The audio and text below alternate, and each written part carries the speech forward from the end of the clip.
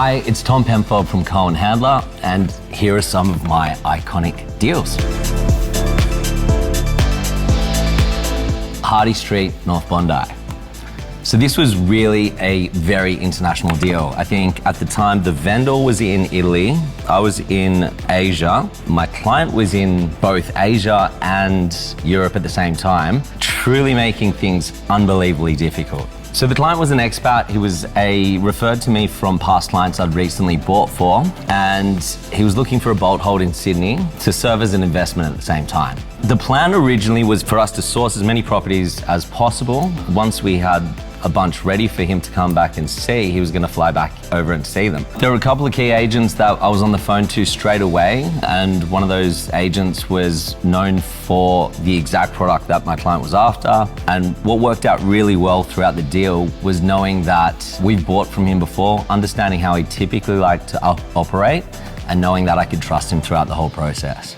Sutherland Crescent, Darling Point. This one is a favorite of mine. The client was a downsizer moving from Clovelly. They wanted to be in the city and right in the action. We found this property that was an absolute waterfront in Darling Point. Whilst we went through it, my initial thoughts were that it was going to be around the 4.2 mark. We started the process well below that at $3.5 million. I can't tell you all the secrets of what I did and how I did it, but the strategy meant that we ended up buying it for $3.6 million. At the time, I thought that was wild. I thought that was such a good deal, until 2 weeks later, the exact same property, 2 floors up, in pretty much the same condition, sold for $5 million. Elizabeth Bay Road, Elizabeth Bay.